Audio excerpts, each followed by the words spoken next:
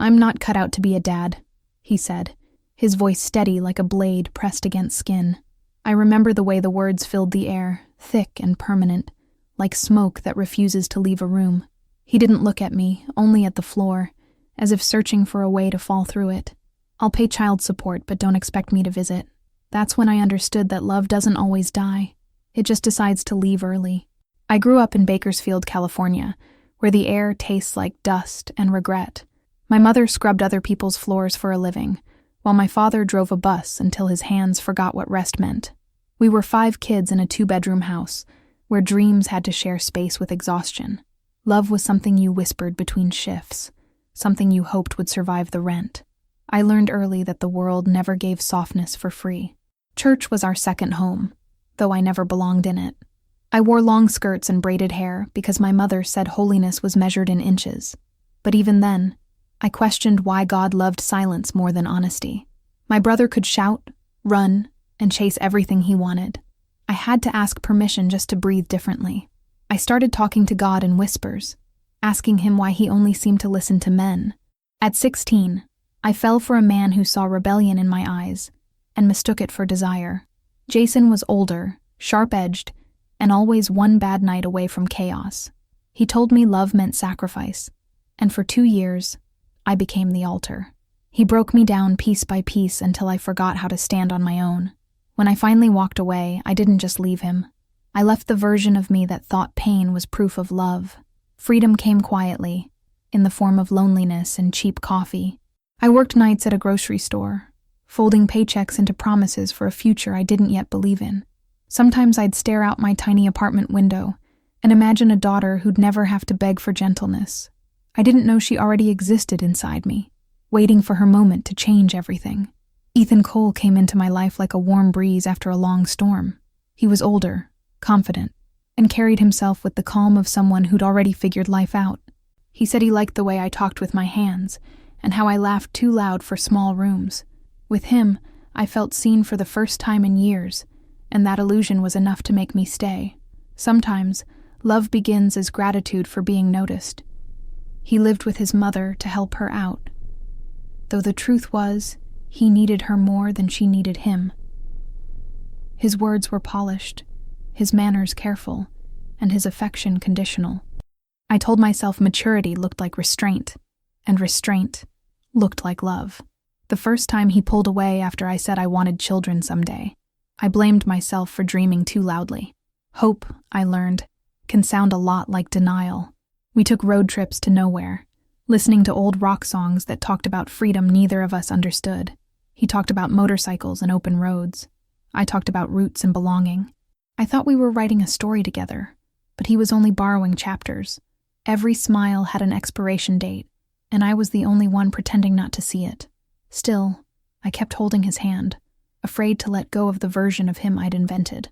The day the test turned positive, I sat on the bathroom floor and laughed until I cried. 2 pink lines, 1 heartbeat, 1,000 prayers whispered into my palms. For the first time in my life, my body didn't feel like an apology. It felt like a miracle. I rehearsed how I'd tell him, imagining the surprise, the tears, the arms wrapping around me. Instead, he blinked once, twice, and said, "Are you sure it's mine?" Then came the sentence that split my heart in half. "I know someone who can get you something for that." His tone was practical, detached, like we were talking about car repairs. I wanted to scream, but the silence felt safer. I said no, again and again, until it stopped sounding like a choice and started feeling like survival. That night, I packed what little dignity I had left and prepared for the quiet war ahead. He didn't offer a home, just a small room behind his mother's. It was a converted garage with peeling paint and a single window that looked out onto a fence. I decorated it with borrowed furniture and stubborn faith, pretending that safety was something you could build from scratch. Every kick inside me reminded me that I was no longer alone, even when loneliness filled the space like air. I told myself that love might still find its way back. He visited occasionally, always at odd hours, smelling of someone else's perfume. He'd bring takeout, sit on the edge of the bed, and talk about his day as if I weren't slowly breaking beside him. When I asked if he loved me, he smiled like I'd told a joke. I started measuring time by disappointment, each visit shorter than the last, each word colder. Hope became a ghost I fed out of habit. One evening, he showed up wearing a silver ring. I asked where it came from, and he said, "Just an old friend from high school." Her name was Alyssa, and soon her shadow was everywhere. She was the memory he couldn't let go of, the dream I could never compete with. While I carried his future, he chased his past. That's the cruel irony of love. It forgets who stayed when it remembers who left. Nights were the hardest. I'd sit on the floor, back against the crib, whispering to my unborn daughter about the kind of world I wanted for her. "You'll never have to ask for love," I'd promise. "You'll never mistake silence for care." Sometimes I believed it, sometimes I didn't. But speaking those words out loud made me feel like I could breathe again. Her heartbeat became the rhythm that kept me alive. When labor came, I was alone. I called him, but the line went straight to voicemail. Between contractions, I thought of every time I'd been told to be quiet, obedient, small, and then I screamed. Not from pain, but from the freedom of finally being heard by no one and everyone at once. When she arrived, the world began again. The hospital lights were too bright, the air too cold, and yet I felt warm for the first time in months. My daughter's cry was sharp, alive, proof that I had created something perfect from the wreckage. I named her Emma, because it meant whole, and she was the first complete thing I'd ever made. The nurse asked for the father's name, and I said, "There isn't one." She nodded softly, the kind of understanding women share without words. My mother came, her hands shaking as she held Emma for the first time. "You're stronger than I ever was," she whispered, and for once, I believed her. She didn't scold me, didn't pray over my choices, just sat beside me while I fed my baby. It was the closest thing to forgiveness I'd ever felt. We were two women bound by mistakes, and one tiny girl who made them all worth it. He didn't come, not to the hospital, not to the house. For weeks I watched the door, waiting for footsteps that never came. When I finally saw him again, Emma was 2 months old. He looked thinner, paler, almost ghostly. "I can't do this," he said flatly. "I'm not built for it. I'll pay support, but don't call me." And just like that, he erased himself from the story we were supposed to share. That night, I sat beside Emma's crib and cried quietly, not for him, but for the version of me that still believed he might stay. I looked at her tiny fingers, curled around mine, and realized I'd been chasing love that didn't want to be found. From that moment on, my love would only go where it was safe to stay. I owed her that. I owed myself that too. I started keeping a journal. Letters to her, to me, to the woman I was still becoming. "You are not the consequence of his absence," I wrote one night. "You are the miracle that made me stop waiting." It became my mantra, my vow, my quiet revolution. Every sunrise after that felt like survival wearing the disguise of hope. Life became a rhythm of bottles, bills, and borrowed sleep. My body ached. My heart healed. My spirit learned to bend, but not break. I found work at a local salon, sweeping hair, washing towels, learning how to make other women feel beautiful while I was still remembering how to exist. The owner, a woman named Rachel, looked at me one afternoon and said, "You're good at this, honey. You make people feel seen." I hadn't realized how much I needed to hear that. I started taking beauty courses at night, feeding Emma in the back of the classroom while memorizing hair textures and color formulas. I was exhausted, always one late payment away from panic, but I was building something that belonged to me. Each new client felt like a step toward independence, and when Emma smiled for the first time, it felt like God saying, "Keep going." My father refused to speak to me for months, his silence another wound I didn't have time to nurse. Mom visited often, bringing casseroles and comfort wrapped in worn-out advice. Sometimes she'd hold Emma and hum old hymns, her eyes soft with nostalgia and regret. I saw myself in her, strong, tired, always pushing forward even when love didn't push back. We were survivors of different wars, but both missing pieces. By the time Emma turned 1, I'd saved enough to rent a small apartment of our own. It wasn't much. Peeling wallpaper, creaky floors, but it was mine. I painted the walls lavender and strung fairy lights over the crib. Every night I'd whisper, "We made it." Oh, it wasn't victory, but it was peace. And peace, I learned, is louder than pride. Some nights I still thought about Ethan, wondering if he ever regretted it, but I stopped expecting closure from people who'd already left. My healing didn't need his apology. My happiness didn't need his permission. For the first time, my story wasn't about surviving him. It was about becoming me. Freedom came with its own kind of loneliness. Paying rent, chasing clients, and pretending I wasn't afraid became my daily routine. I learned how to budget pain into progress, how to smile at customers while swallowing tears. The salon grew busier, my confidence stronger. And yet some nights, when Emma was asleep, the silence felt unbearable. Success is heavy when there's no one to share it with. Men came and went, each one mistaking my strength for challenge. I'd let them buy me dinner, tell me I was amazing, and then disappear when they realized I wasn't fragile. I wanted love, but I wanted peace more. And peace doesn't come from people who only show up when it's easy. So I built a fortress out of self-worth and learned to sleep inside it. One of my regulars, an older woman named Linda, once told me, "You remind me of a phoenix, darling. You burn, but you rise prettier every time." I laughed, but later, driving home, I cried. I wasn't sure if rising from ashes was something to be proud of or just proof that I kept catching fire. Either way, I kept getting up. Emma grew fast, curious, stubborn, kind. Every time she called me mama, the world made sense again. I taught her to say no before please, thank you, before sorry. I promised myself she'd never believe love meant shrinking. The things I'd learned too late, she'd know early. And still, some nights, I'd dream about that day in the hospital. The way he'd said he couldn't be a father. I'd wake up sweating, holding my chest, whispering, "Neither could you." But then Emma would stir beside me, and I'd remember that what he abandoned, I turned into a universe. It took years before I could look at myself and not see the version of me he left behind. One morning, I caught my reflection while brushing Emma's hair and realized I looked happy. Not perfect, not finished, but alive in a way I hadn't been in years. I was more than survival. I was creation. I was my own beginning again. I opened my own salon the following spring, a small space painted white and gold, named Emma Grace Studio. Clients came for color but stayed for conversation. Women told me their stories, their heartbreaks, their small triumphs, and I learned that pain spoken aloud loses its power. Healing became a shared language between strangers and scissors. When Ethan showed up one afternoon, uninvited, I almost didn't recognize him. He looked older, lost, like a man haunted by choices he couldn't undo. He asked to see Emma, said he wanted a connection. My hands shook, but my voice didn't. "You had one," I said softly. "You just didn't want to hold it." Then I walked away before his apology could poison me again. That night, I sat on the balcony, watching the city lights flicker like distant stars. I thought about everything I'd endured, the men, the silence, the waiting, and realized I didn't need closure. I'd already written my own ending. Freedom wasn't a place or a person.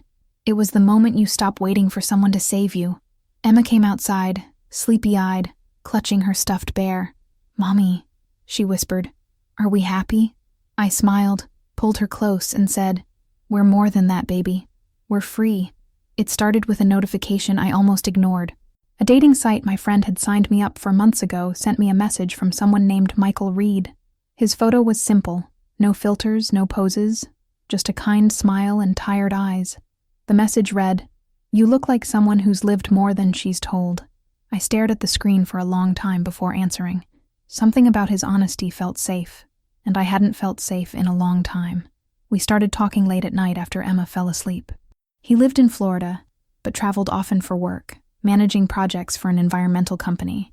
He asked about my daughter, not out of curiosity, but genuine care. I told him everything, the silence, the strength, the survival. He didn't pity me. He listened like every word was a map to understanding me better. For the first time, I didn't have to perform strength. I could just be. Weeks passed, and our messages turned into calls, and those calls turned into laughter that filled the spaces in my day I didn't know were empty. He told me he'd been married twice, both times to women who wanted freedom more than roots. I told him I'd loved once and lost more than I could count. We weren't promising perfection, only presence, and maybe that was enough. When he said he'd be in California for a project, I almost backed out of meeting him. My heart had learned to protect itself too well, but something in me whispered that fear wasn't the same as intuition, so I agreed. I wore my simplest dress, the one that made me feel like myself. and I brought every scar I'd ever earned. If he couldn't see beauty in that, he wasn't meant for me. The first time I saw him in person, it felt like recognition, not discovery. He smiled like someone who'd been waiting at the right door for years. We ate pizza in a small restaurant downtown, and he asked no romantic questions. Just, "Are you happy with your life?" I said, "Yes, mostly." And he said, "Good. I'm not here to fix you. I just want to walk next to you." Michael wasn't lightning. He was sunrise. Slow, steady, inevitable. He called when he said he would, asked how Emma was, and never once made me feel like my motherhood was an inconvenience. When he met her for the first time, he knelt to her level, smiled, and said, "Hi, I'm Mike." She studied him, then said, "Okay, Mike, you can stay." It was the simplest blessing I'd ever seen. He lived most of the year in Florida, so we built our relationship across time zones and miles. Every message was a small bridge, every visit a promise made tangible. He taught me that love doesn't have to be loud to be real. Sometimes it's just the quiet consistency of showing up. I didn't realize how exhausting conditional love had been until I stopped having to earn it. For months, I wrestled with guilt. Guilt for being happy again. Guilt for letting someone else hold the part of my heart I thought belonged only to my daughter. But Michael never demanded space. He created it gently. He'd say, "You're allowed to love more than one person deeply, Helen. That's how the heart grows." And maybe he was right, because my love for Emma didn't shrink. It expanded. One summer evening, after dinner at my tiny apartment, he said, "I want to show you my world." I thought he meant his city, but he meant his life. Everything he was building and wanted me to be part of. "Not as someone who needs rescuing," he said. "As someone who deserves choosing." My throat closed with emotion. No one had ever said I deserved that before. When he returned to Florida, he called every night. Emma would climb into my lap and wave at the phone. He'd tell her stories about dolphins and snow in Alaska, and how the sky looked different depending on where you stood. He didn't know it yet, but he was teaching both of us something precious. That love could be kind without being complicated. A year after that first message, Michael asked me to visit Florida. "Just come see," he said. "No promises, no pressure." I was terrified. Leaving California, even for a week, felt like betraying the ground that had watched me rebuild. But part of healing is learning to move again. So I said yes. I packed light, clothes for me, storybooks for Emma, and courage for both of us. When we landed, the air was heavy and sweet, the kind that smells like rain and mangoes. Michael was waiting at the gate, holding sunflowers. Not roses. Never roses. They last longer, he said with a grin. He took us to a small house near the water, where the walls were painted soft blue, and laughter echoed easily. It didn't feel foreign. It felt like an invitation. We stayed 2 weeks that felt like a lifetime and a moment. Emma chased seagulls, and I watched Michael watch her with a gentleness that undid me.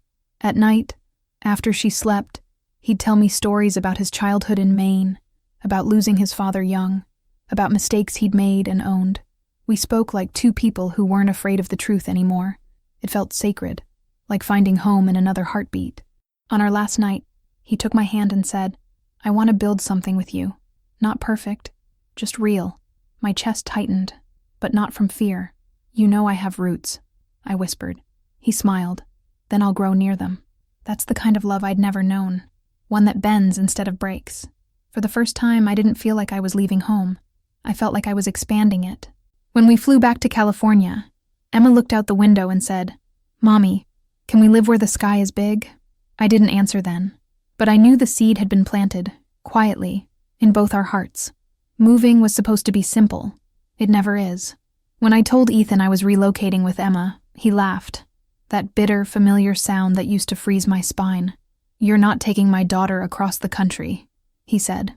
I reminded him he'd barely been around. That didn't matter. Suddenly, he wanted rights he'd never used. It was never about love. It was about control. Some men only notice you when you stop asking for permission. The months that followed were filled with lawyers, papers, and sleepless nights. He accused me of running away. I said I was finally running toward something. The judge ordered temporary custody arrangements, but Ethan delayed every step, using the system like another weapon. Meanwhile, Michael stayed steady, sending letters, recording bedtime stories for Emma, reminding me that patience could be its own act of resistance. There were moments I almost gave up, moments where the past felt heavier than the future could carry. But every time Emma laughed, I remembered what I was fighting for. She wasn't a bargaining chip. She was a person who deserved peace. My lawyer said the process could take years. I said, then I'll wait years. I'd already waited my whole life to be free. The day the judge granted me full custody, I sat in the parking lot and cried until my chest hurt. Not from victory, but from relief. I wasn't fighting against him anymore. I was fighting for her. I called Michael, voice shaking, and he said, I'll book the tickets. Come home. For the first time, home didn't mean a place. It meant a person. When we finally flew to Florida, I held Emma close as the plane lifted. Mommy, she whispered, is Daddy mad? I kissed her forehead and said, he's just lost, baby. Some people never find their way, but we did. Florida felt like breathing for the first time in years. Our new house was small, painted white, with wide windows that let the ocean in. Michael built Emma a swing in the backyard and hung fairy lights that flickered like fireflies. Every morning smelled like salt and pancakes. I didn't realize how much my body had been carrying until it finally stopped shaking. Sometimes peace is just the absence of fear. I found a small salon near the beach and started working again. This time not for survival, but for joy. My clients were kind, the work honest, the pay enough. In the evenings, Michael cooked dinner while Emma did homework, and I watched them like someone watching a dream come true, slowly, beautifully, in real time. Happiness didn't arrive all at once. It crept in, gently, until it felt normal. One evening, Michael surprised me with a framed photo of the three of us. It's not about replacing anyone, he said. It's about expanding love. I cried harder than I expected. For so long, love had been something I had to prove, defend, or survive. Now it was something that simply stayed, the kind of love that holds you steady without asking for your wings. Emma began calling him Dad on her own, one quiet morning over breakfast. He froze, spoon midair, eyes full of tears he tried to hide. I didn't say a word. I just smiled. That moment wasn't forced or planned. It was earned. It was the universe whispering, see, you did the hard part. Now live. Sometimes, late at night, when everyone's asleep, I step outside and let the ocean wine touch my face. I think about Bakersfield, about Ethan, about all the versions of me that had to die so this one could live. I whisper thank you to each of them. They all brought me here. Years have passed now. Emma is taller, braver, and endlessly curious. She asks questions I once was afraid to ask, and I answer every single one. Why did my real dad leave? She asked once. I told her the truth, not cruelly, but clearly, because he didn't know how to love the way we needed. But you were never the mistake, sweetheart. You were the miracle. She smiled and said, then I'm glad you stayed. Michael and I married quietly on a beach at sunset. Just us, Emma, and the sound of the waves. There were no grand gestures, no white dresses, just promises that felt like home. I wore a blue dress and carried sunflowers, the ones that last longer. When I looked at him, I saw every choice that brought me there, every no, every heartbreak, every beginning disguised as an ending. None of it was wasted. Sometimes people ask if I forgave Ethan. I don't know if forgiveness is the right word. I let go of the anger, but not the lesson. I learned that love isn't about what someone promises. It's about what they do when it's inconvenient. He taught me what absence feels like. And because of that, I know how to treasure presence. In a strange way, I thank him for that. Now, my days are quiet and full. I still work at the salon, still make coffee too strong, still dance barefoot with Emma in the kitchen. Michael reads on the porch while we laugh inside. There's peace here, not the fragile kind that breaks, but the kind that holds, the kind we built, piece by piece, out of everything we once thought would destroy us. If I could tell the girl I used to be one thing, it would be this. You didn't fail because he left. You succeeded because you stayed. For yourself, for your daughter, for the life that waited patiently for you to begin living it. And now, finally, I am whole.